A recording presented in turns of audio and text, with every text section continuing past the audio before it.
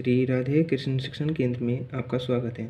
तो दोस्तों, कल हमने सीखा था कि नंबर सिस्टम में numbers, Indian system, international system और प्लेस वैल्यू और फेस वैल्यू। आज हम उन्हीं नंबर्स में कंपैरिजन करना सीखेंगे कि इंडियन सिस्टम में और इंटरनेशनल सिस्टम में क्या क्या समानताएं और अंतर है। तो पहले इंडियन, एक तरफ हम इंडियन लिखेंगे, दूसरी तरफ हम इंटरनेशनल लिखेंगे।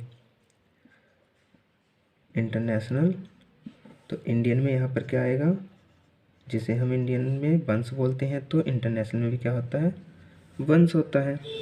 हिंदी वाले इसे कहेंगे इकाई, यहाँ पर भी इसे इकाई ही पढ़ा जाता है।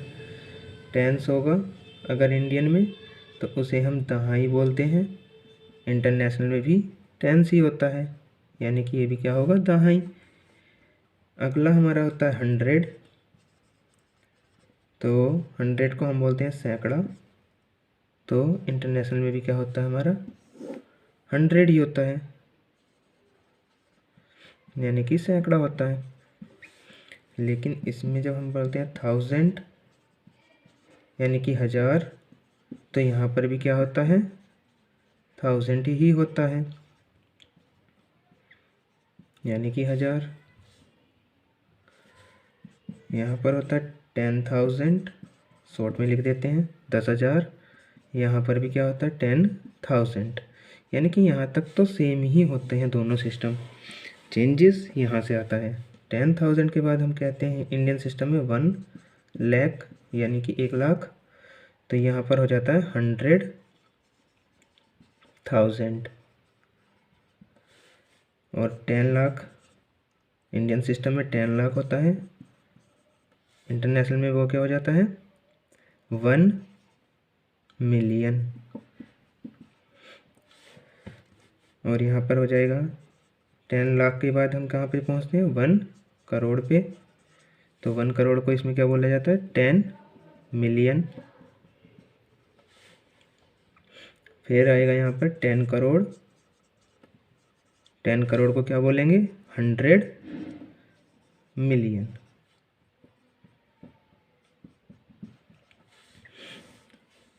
तो 10 करोड़ किसके बराबर होगा, 100 मिलियन के। तो इसे अलग बॉक्स में कर देते हैं, यहाँ से अंतर दिखाई देगा, जिससे 10 करोड़ के बाद कहाँ पर आएंगे हम, अरब, तो यानी कि 1 अरब, ये किसके बराबर होगा, 1 बिलियन के। 10 अरब किसके इक्वल होगा, 10 बिलियन के। और आगे बात करें, अरब के बाद क्या आता है, खरब, तो हम क्या करेंगे, 1 खरब इज इक्वल टू कितना हो जाएगा, 100 बिलियन, 100 बिलियन। तो बिलियन तक हमने कंप्लीट कर लिया है। बिलियन के बाद क्या आता है, तो 1 खरब के बाद क्या आता है, 10 खरब। 10 खरब को क्या बोलते हैं, 1 ट्रिलियन। और 10 खरब के बाद क्या आएगा, नील, यानी कि 1 नाइल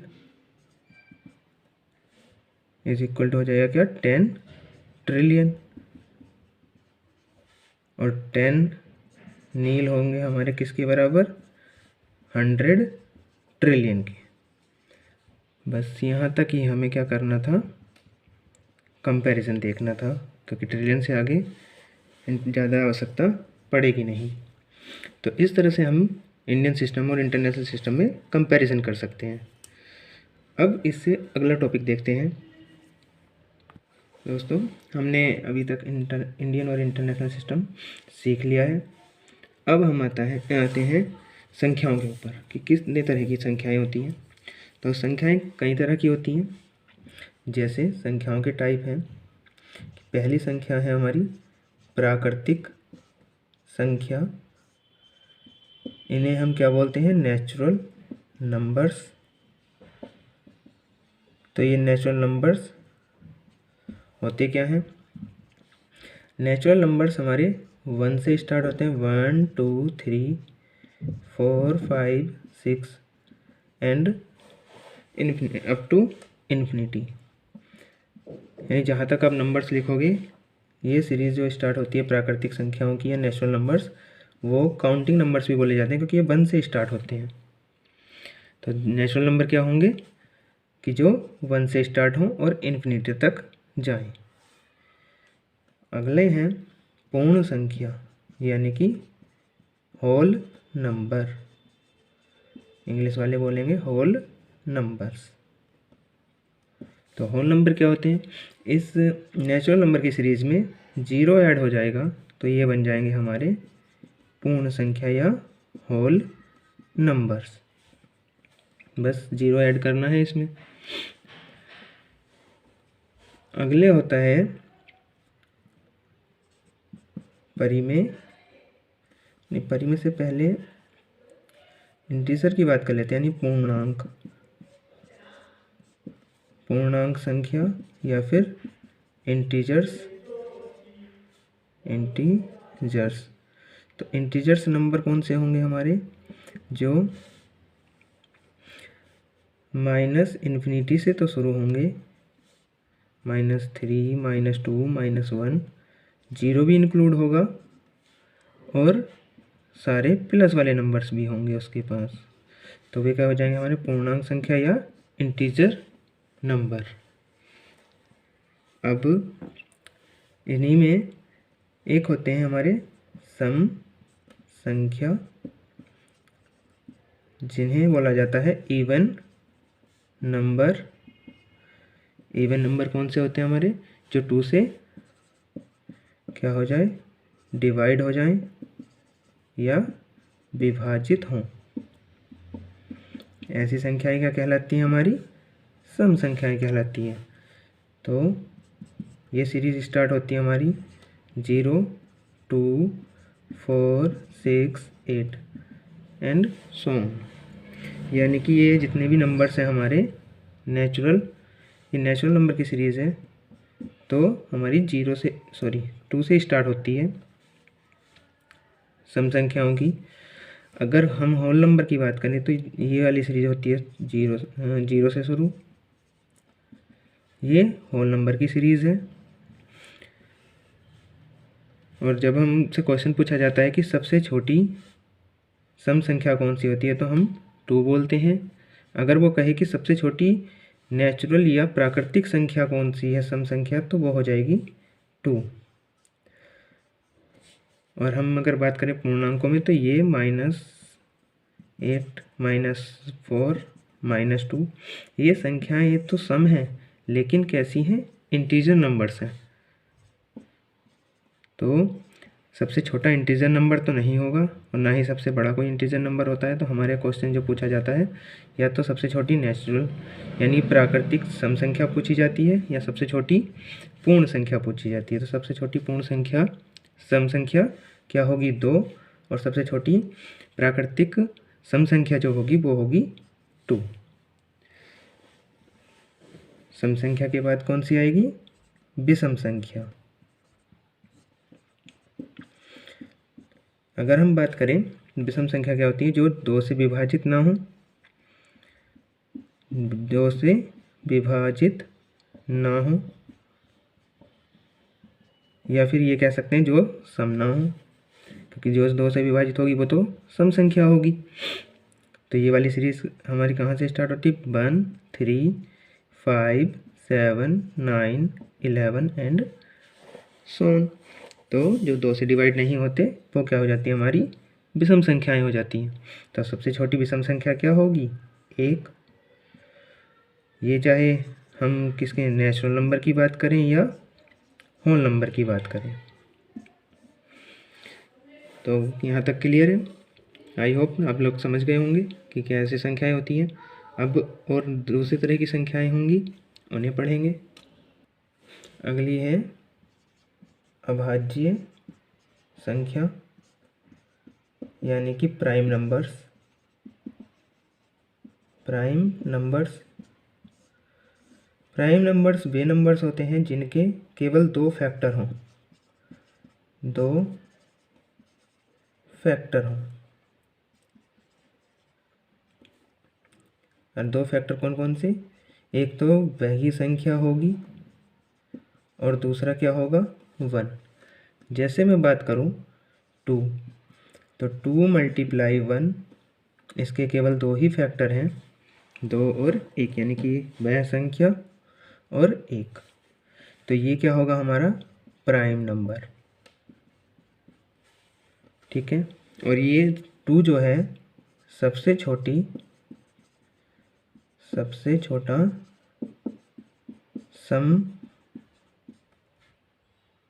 सम अभाज्य संख्या है, सबसे छोटी सम अभाज्य संख्या है। ठीक है। तो आई होप ये समझ गए होंगे कि प्राइम नंबर क्या होता है। तो प्राइम नंबर जिनके केवल दो फैक्टर हों, एक तो वही संख्या और एक 1। तो इसकी कहाँ से शुरू होते हैं? 2, 3, 5, 7, 11, 13, 17, 19, 23 एंड सो ऑन। तो ये हमारी सीरीज़ जो होगी, इनके सबके केवल दो ही फैक्टर हैं। जैसे 11 है, 11 इंटू 1, 13 है, 13 इंटू 1, 7 के भी दो ही होंगे, 7 इंटू 1। तो इनके केवल दो ही फैक्टर हैं, एक तो ये खुद और एक 1। तो ऐसी संख्याएं क्या होती हैं? हमारी प्राइम नंबर होते हैं। अगले तरह की संख्या है हमारी सह अभाज्य संख्या। इन्हें हम क्या बोलते हैं? कंपोजिट, इंग्लिश में कंपोजिट नंबर। कंपोजिट नंबर क्या होंगे? कि जिन दो संख्याओं का में से क्या हो? एक हो। तो किन्हीं भी दो नंबर्स का जो HCF होगा वो क्या होना चाहिए? 1। तो HCF अगर 1 होगा किसी दो संख्याओं का, तो वे कहलाएंगे हमारे कंपोजिट नंबर। जैसे कि 2 और 3, इन दोनों के अगर मैं HCF निकालूं तो 2 का क्या होगा? 2 मल्टीप्लाई 1, और 3 का क्या होगा? 3 मल्टीप्लाई 1। दोनों का अगर HCF या में से निकाला जाए तो क्या आएगा? 1 आएगा। ऐसे नंबर्स क्या होते हैं? हमारे सह अभाज्य या कंपोजिट नंबर। अब जैसे एक है 7 और 15, इसमें ज़रूरी नहीं कि दोनों ही नंबर प्राइम नंबर हों, दोनों प्राइम नहीं भी हो सकते हैं। जैसे हम देख लेते हैं 12 और 15 का एग्जांपल ले लेते हैं। तो 12 के क्या फैक्टर होंगे? 2, 2, 3 और लास्ट में 1। 15 के होंगे 3 5 ज़ा 15, सॉरी ये तो हो जाएंगे, 3 नहीं होना चाहिए था।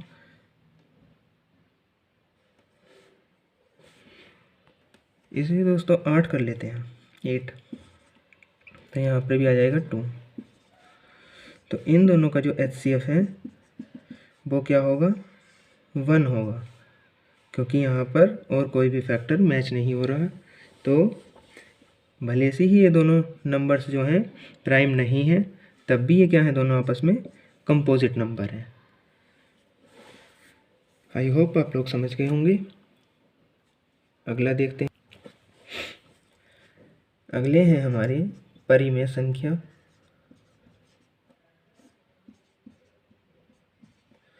यानी कि फ्रैक्शनल नंबर,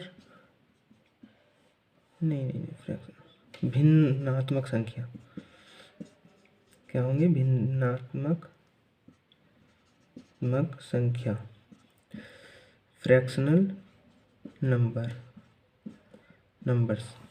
तो भिन्नात्मक जो नंबर्स होंगे हमारे, उनमें भी 3 टाइप के क्वेश्चन होते हैं। इनके भी टाइप्स पढ़ते हैं। पहला टाइप है परिमेय संख्या। परिमेय संख्या इंग्लिश में कहते हैं इसे हम प्रॉपर नंबर्स। ये किस फॉर्म में होते हैं? P/Q की फॉर्म में होते हैं, और इनमें जो होता है Q is greater than P होता है। जैसे कि एग्जाम्पल देखते हैं, 5/7, यानी कि डिनोमिनेटर जो होगा, जिसे हम हिंदी में हर बोलते हैं, हर इज़ ग्रेटर देन अंश, या इंग्लिश वाले बोलेंगे denominator is greater than numerator. तो ये होगा, तो ये वाली जो हमारा फ्रैक्शन है ये कहलाएगा प्रॉपर फ्रैक्शन। प्रॉपर नंबर नहीं, प्रॉपर फ्रैक्शन होगा, प्रॉपर फ्रैक्शन, क्योंकि इसमें डिनोमिनेटर बड़ा है न्यूमिनेटर से। दूसरे टाइप का होता है इम्प्रॉपर फ्रैक्शन या इम्प्रॉपर नंबर। इम्प्रॉपर फ्रैक्शन यानी कि अपरिमेय संख्या, अपरिमेय संख्या। इसमें क्या होगा, इसमें ये भी P/Q की फॉर्म में होता है, और इसमें P ग्रेटर देन Q होगा, यानी कि हमारा न्यूमिनेटर ग्रेटर होगा किससे, डिनोमिनेटर से, या हिंदी वाले कहेंगे अंश बड़ा होगा हर से। जैसे 11/3, और एग्जांपल ले लेते हैं 9/2 या 5/4। ये जितने भी हैं इनमें सब में क्या है, डिनोमिनेटर बड़ा, वो न्यूमिनेटर बड़ा है डिनोमिनेटर से। ठीक है, अगला होता है मिक्स्ड फ्रैक्शन। मिक्स्ड फ्रैक्शन जिसमें एक होल नंबर होता है हमारा, ये मिक्स्ड फ्रैक्शन लिखा हुआ ऐसा होता है 2 प्रॉपर और 5/3, 5/6 कर लेते हैं। तो ये क्या है, हमारा मिक्स्ड फ्रैक्शन है। मिक्स्ड फ्रैक्शन के पास एक होल नंबर होता है और एक फ्रैक्शन होता है, और ये जो फ्रैक्शन होगा हमारा, ये प्रॉपर फ्रैक्शन होगा होल के साथ। और ये जो इम्प्रॉपर मिक्स्ड फ्रैक्शन है हमेशा इम्प्रॉपर इक्वेशन का आता है। इसे सोल्व कैसे करते हैं, 6 और 2 की मल्टीप्लाई करते हैं +5, ये तो रखेंगे न्यूमिनेटर यानी कि अंश में, और 6 नीचे ऐसे ही आ जाएगा। ये हो जाएगा 12 + 5 यानी कि 17/6। तो ये जो नंबर है हमारा कैसा है, इम्प्रॉपर नंबर है, और ये इम्प्रॉपर का ही हम क्या बनाते हैं, मिक्स्ड बनाते हैं। इस तरह का फ्रैक्शन हमारा क्या कहलाता है, मिक्स्ड फ्रैक्शन। तो हम हमेशा इम्प्रॉपर फ्रैक्शन को ही मिक्स्ड में चेंज कर सकते हैं, प्रॉपर को हम मिक्स्ड में कभी चेंज नहीं कर सकते। आई होप आप लोग समझ गए होंगे, और मिक्स्ड फ्रैक्शन सोल्व कैसे करते हैं ये भी मैंने आपको बता दिया। अगला देखते हैं, अगला है हमारा लाइक फ्रैक्शन और अनलाइक फ्रैक्शन। लाइक फ्रैक्शन का मतलब होता है जिनका डिनोमिनेटर कैसा हो, सेम हो। जैसे 2/3, 6/3, 7/3 एंड 8/3, कुछ भी हो सकता है। इनका सबका क्या है, डिनोमिनेटर सेम है, तो इनको हम बोलते हैं लाइक फ्रैक्शन, यानी कि समान भिन्न बोल सकते हैं हिंदी में। ये होंगी असमान भिन्न। इनका क्या होगा, डिनोमिनेटर नॉट सेम। डिनोमिनेटर जब सेम ना हो तो ये कुछ इस तरह की होंगी, 1/4, 3/2, 3/6 कर लेते हैं, एंड ये होंगी 3/5 एंड सो। तो इस तरह के हमारे फ्रैक्शंस कहलाते हैं अनलाइक फ्रैक्शन। आई होप मैंने लगभग सारे नंबर्स कंप्लीट करा दिए हैं। तो नेक्स्ट पार्ट में हम आज यहीं तक रखते हैं, और नेक्स्ट पार्ट हम करेंगे उसमें हम बोर्ड मास के नियम, प्लस माइनस यानी कि एडिशन, सब्ट्रैक्शन, मल्टीप्लिकेशन, डिवीज़न, ये चीज़ें देखेंगे। वीडियो अच्छी लगे तो लाइक और शेयर करना, and thank you for watching. ज़्यादा से ज़्यादा शेयर करना। आप अपने सुझाव कमेंट बॉक्स में लिख सकते हैं। Thank you for watching.